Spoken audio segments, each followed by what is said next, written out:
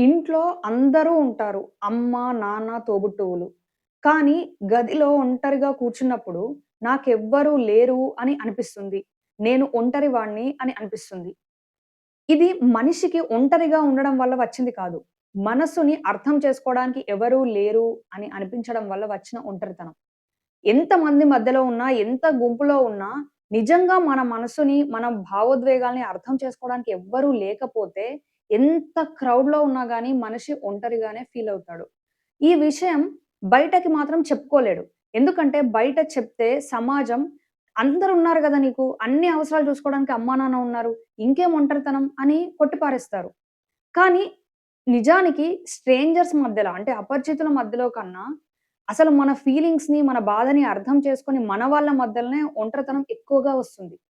ఈరోజు వీడియోలో అసలు ఒంటరితనం ఎంత ప్రమాదకరం, ఇది ఒంటరితనం మనిషిని ఎంత బాధకి గురిచేస్తుంది, చిన్నప్పటి నుంచి ఇది ఎట్లా బిల్డ్ అవుతుంది, అంత కుటుంబం మధ్యలో ఉన్న మనిషి ఎందుకు ఒంటరిగా ఫీల్ అవుతాడు, ఒక మనిషి నవ్వు వెనకాల తన ఒంటరితనాన్ని, తన బాధని, తన పెయిన్‌ని దాచి లోపల ఏడుస్తూ బయట ఎట్లా నవ్వుతూ ఉండగలుగుతాడు కుటుంబం మధ్యలో. కుటుంబం ఎట్లా దాన్ని చేయడానికి దోహదపడుతుంది.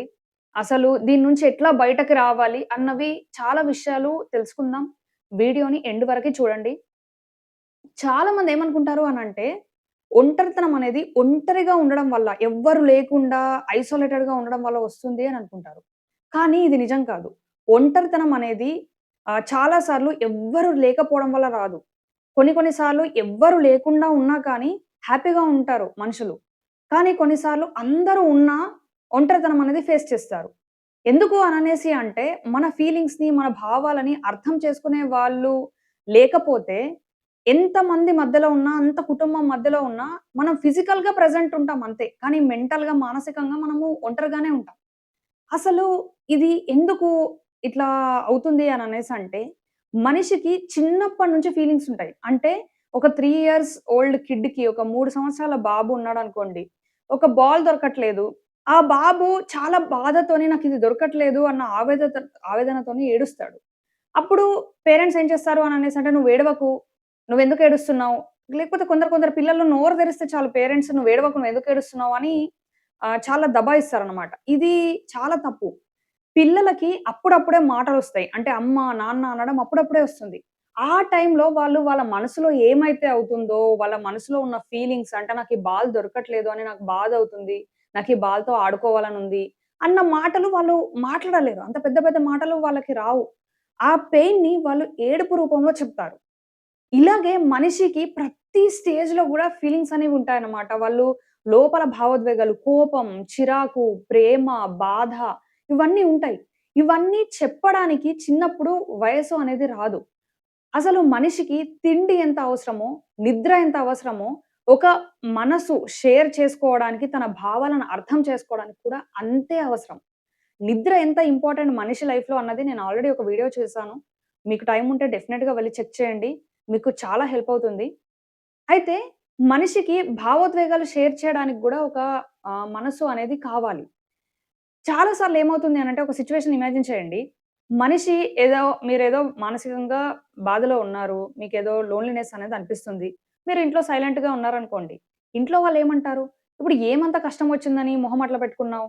ఎందుకు నువ్వు ఎప్పుడు అతిగా ఆలోచిస్తావు? ఎందుకు ఊరికే ఇంట్లో సైలెంట్‌గా ఉంటావు? అని అంటారు.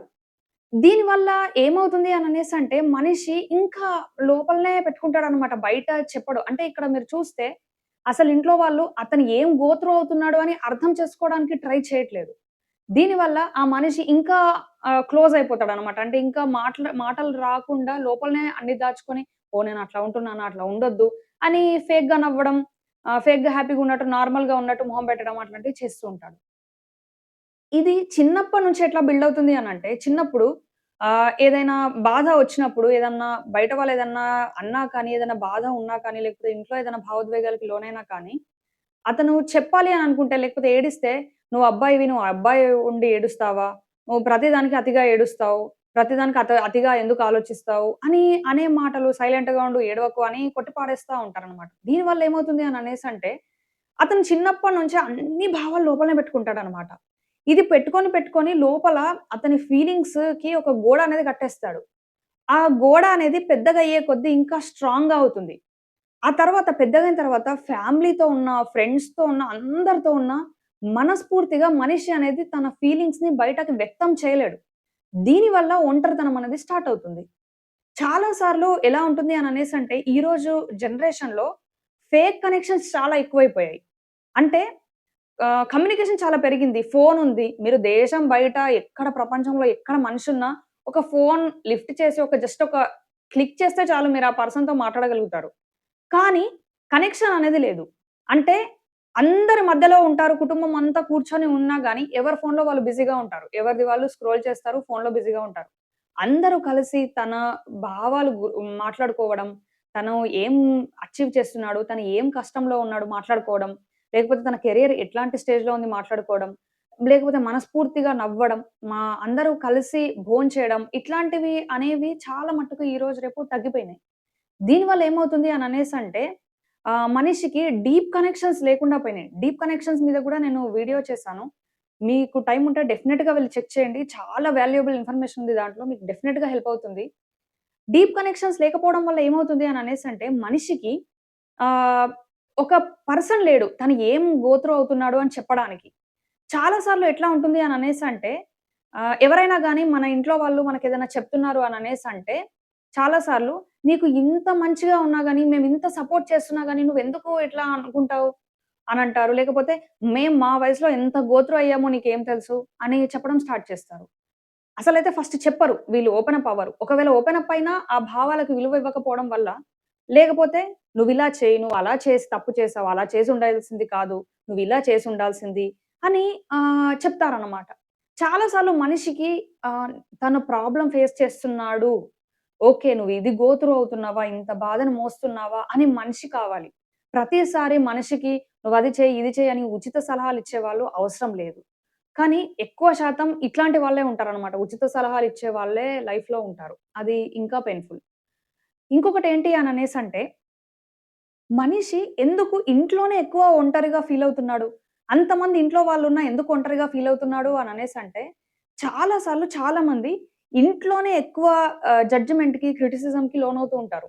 అంటే ఎట్లా అంటే, ఇప్పుడేదన్నా కష్టమొచ్చింది అనుకోండి, ఇంట్లో వాళ్ళు జడ్జ్ చేస్తారనమాట. "నువ్వే ఎక్కువగా ఆలోచిస్తావు, నువ్వే అతిగా చేస్తావు ప్రతిదాన్ని, వాళ్ళదేం లేదు, నీ గురించి మాకు తెలీదా?" ఇట్లా మాట్లాడతారనమాట. ఇది చాలా బిగ్గెస్ట్ మిస్టేక్. ఇంకా కొందరు ఏం చేస్తారు అననేసంటే కంపేర్ చేస్తారు. వాడు చూడు ఎంత మంచి జాబ్ తెచ్చుకున్నాడు. నువ్వు ఉన్నావు. ఇట్లా కంపేర్ చేస్తారు. ఒకటి గుర్తుపెట్టుకోండి. మీకు పిల్లలున్నా లేకపోతే మీరు మీ లైఫ్‌లో మీ పార్ట్నర్‌నైనా ఎవ్వరినైనా గాని, ఏ మనిషినైనా కానీ ఇంకొకళ్ళతోని కంపేర్ మాత్రం చేయకండి. ఎందుకు అంటే ప్రతి ఒక్కళ్ళ లైఫ్ జర్నీ వేరు. ప్రతి ఒక్కరు ఒకటి అచీవ్ చేయడానికి లేకపోతే ప్రతి ఒక్కరికి ఒక టైమ్ లైన్ అనేది ఉంటుంది. ఆ టైమ్ లైన్‌లోనే ఎవరైనా సక్సెస్‌ఫుల్ అవుతారు. ఇప్పుడు 'సచిన్ టెండూల్కర్‌కి' వాళ్ళ ఇంట్లో వాళ్ళు "నువ్వు ఇది చెయ్యి, అది చెయ్యి" అని సజెషన్ ఇచ్చి ఉండి ఉంటే 'సచిన్ టెండూల్కర్' క్రికెట్‌కి ఒక బెంచ్ మార్క్ అయ్యేవాడు కాదు. అట్లానే చాలా మందున్నారు. సింగర్స్ ఉన్నారు, యాక్టర్స్ ఉన్నారు. ప్రతి ఒక్కళ్ళకి ఒక అచీవ్‌మెంట్ అనేది ఉంటుంది. సో, ప్రతి ఒక్కరిని ఇంకొకళ్ళతోని కంపేర్ చేయడం అనేది చాలా తప్పు. ఇంట్లో వాళ్ళేం చేస్తారంటే చిన్న విషయాల్లో గూడా కంపేర్ చేస్తారనమాట. అంటే వాడు చూడు పొద్దున తొందరగానే లేస్తున్నాడు. నువ్వసలు లెవ్వనే లెవ్వవు. అసలు ఇది ఇర్రిలవెంట్. వాడు పొద్దున లేసి ఏం చేస్తున్నాడు? ఏదైనా ప్రొడక్టివ్ చేస్తున్నాడా? అది ఆలోచించరు. నువ్వు లేవట్లేదు అన్న మాట కంపేర్ చేస్తూ బాధపెడుతూ ఉంటారనమాట. ఇంకా చాలా సార్లు ఇంట్లో వాళ్ళు క్రిటిసైజ్ చేస్తారనమాట మనిషిని. ఇంకా సార్లు ఫీలింగ్స్‌ని కొట్టిపాడేస్తారు. ఇతనెంత బాధలో ఉన్నా, ఎంత గో త్రూ అవుతున్నా గానీ, అసలది పెద్ద సమస్యనే గాదు అన్నట్టు చూస్తారనమాట. అంటే ఇక్కడ ఇంట్లో వాళ్ళది కూడా తప్పు అని అనలేం. చాలా సార్లు ఏమవుతుంది అనంటే, పేరెంట్స్ ఏజ్డ్‌గా ఉండడం వల్ల, లేకపోతే ఇంట్లో వాళ్ళు ఏజ్డ్‌గా ఉండడం వల్ల వాళ్ళకి ఎట్లా ఉంటుంది అంటే, వాళ్ళు చాలా చూస్తారు. వాళ్ళు ప్రాక్టికల్‌గా ఉంటారు.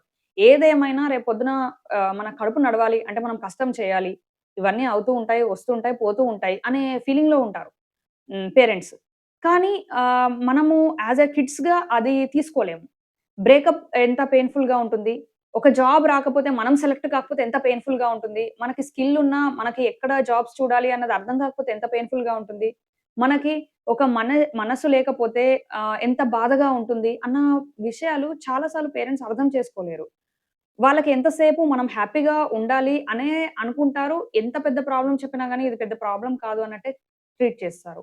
ఇంకా కొంతమంది ఫ్యామిలీస్‌లో ఎట్లా ఉంటుంది అనంటే, పేరెంట్స్ బాధపడతారు. "అరే! నువ్వు ఇంత గో త్రూ అవుతున్నావు" అని అంటారు. కానీ వాళ్ళకి ఏం మాట్లాడాలి అన్నది ఎగ్జాక్ట్‌గా అర్థం కాదు. ఇంకా కొన్ని సార్లయితే అసలు పిల్లలే షేర్ చేయరు. మా పేరెంట్స్ బాధపడతారేమో అని అనుకుంటారు. కానీ చాలా మట్టుకు కేసెస్‌లో ఇది నిజం కాదు. మీరు మీ పేరెంట్స్‌తో కానీ, మీ కజిన్స్‌తో కానీ, మీ ఇంట్లో వాళ్ళతో కానీ షేర్ చేసే రిలేషన్‌షిప్ బిల్డ్ చేసుకోండి ఒక్క వ్యక్తితోనైనా. లేకపోయినా గాని ఏం ప్రాబ్లమ్ లేదు. నేను ప్రాక్టికల్ సొల్యూషన్స్ చెప్తాను. దాంట్లో డిస్కస్ చేద్దాం మనం ఏం చేయాలి అనన్నది. కానీ వీటిని మాత్రం పరిగణనలోకి తీసుకోండి. మరి ఇట్లాంటి సిట్యుయేషన్‌లో ఏం చేయాలి? మీరు ఒంటరిగా ఇంట్లో ఫీల్ అవుతున్నారు. మీకు ఎవ్వరు లేరు అన్న ఫీలింగ్ వస్తుంది అంటే ఏం చేయాలి? ఫస్ట్ ఏంటి అంటే ఫస్ట్ ప్రాక్టికల్ సొల్యూషన్ మీరు యాక్సెప్ట్ చేయండి. అవును. నాకు ఒంటరిగా ఫీల్ అవుతున్నాను. కుటుంబం అంతా ఉంది. అయినా నేను ఒంటరిగా ఫీల్ అవుతున్నాను. ఇది నిజం కదా! దీన్ని యాక్సెప్ట్ చేయండి.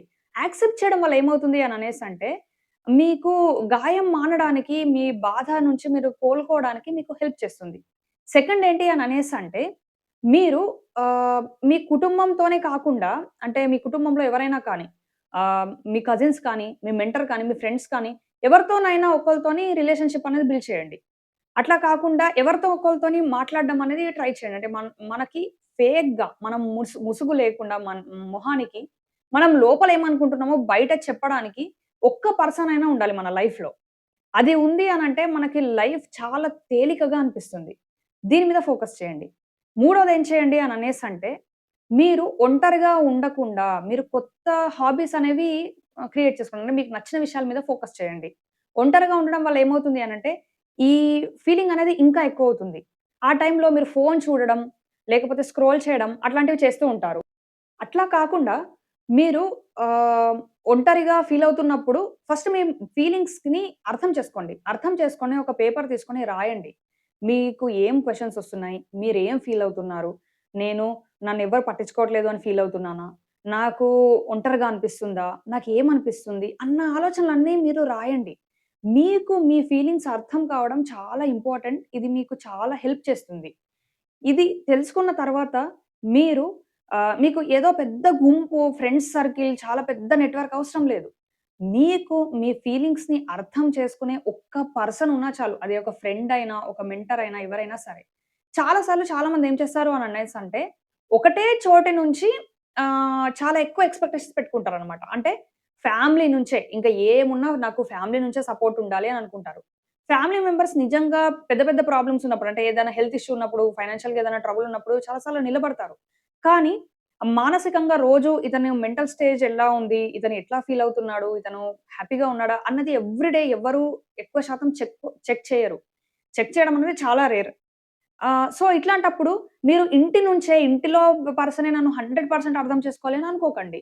ఇంట్లో హ్యాపీగా ఉండండి. నార్మల్‌గా ఉండండి. బయట ఎవరైనా మీ ఫ్రెండ్ అయినా గాని, కజిన్ అయినా గాని, మెంటర్ అయినా కానీ, మీ పిన్ని కొడుకైనా గాని, ఎవరైనా మీ చెల్లయినా కానీ, పిన్ని కూతురైనా కానీ, మీరు షేర్ చేయడానికి ఒక పర్సన్ ఉన్నారు అనంటే, మీరు డెఫినిట్‌గా తేలిగ్గా ఫీల్ అవుతారు. ఒక్కటి గుర్తుపెట్టుకోండి. మీరు ఒంటరిగా ఫీల్ అవుతున్నారు. మీ ఇంట్లో అందరూ అనంటే అదేదో వీక్‌నెస్ మాత్రం, మీ బలహీనత మాత్రం అస్సలు కాదు. దాని అర్థం మీ హార్ట్‌కి ఒక కనెక్షన్ అనేది కావాలి అని మాత్రమే. మిమ్మల్ని అర్థం చేసుకునే ఒక మనిషి కావాలి అని మాత్రమే. ఇది మీరు గుర్తుపెట్టుకోండి. మీకు మీ లైఫ్‌లో ఎప్పుడైనా ఇట్లా అనిపించిందా? కుటుంబంతో ఉన్న ఒంటరిగా ఫీల్ అయ్యారా? అన్నది డెఫినిట్‌గా కామెంట్ చేయండి. అండ్ మీకు ఈ వీడియో గనక ఇన్ఫర్మేటివ్ అనిపిస్తే డెఫినిట్‌గా లైక్ చేయండి. ఇట్లాంటి వాల్యుయబుల్ కంటెంట్ కోసం ఛానెల్‌ని సబ్స్క్రైబ్ చేసుకోండి. నేను ఛానెల్‌ని సబ్స్క్రైబ్ చేయండి, లైక్ చేయండి అని వీడియో స్టార్టింగ్‌లో, మధ్యలో ఎక్కడ చెప్పట్లేదు. ఎండ్‌లో చెప్తున్నాను. ఎందుకంటే వ్యూవర్స్‌కి ఒక చిన్నపాటి డిస్టర్బెన్స్ లాగా ఉంటుంది. అది స్టార్టింగ్‌లో, మధ్యలో చెప్తే అని నా ఫీలింగ్. సో, ఆ చిన్నపాటి డిస్టర్బెన్స్ ఉండొద్దు అని లాస్ట్‌లో చెప్తున్నాను. మీ ఒక్క లైక్, మీ ఒక్క కామెంట్ నన్ను చాలా బూస్ట్ చేస్తుంది. ఇట్లాంటి ఆహ్, కష్టం నేను ఎంత చేయాలన్నా గాని నాకదంతా గుర్తుకు రాదనమాట. మీ కామెంట్ చూసినప్పుడు. సో, ఇది గుర్తులో పెట్టుకోండి.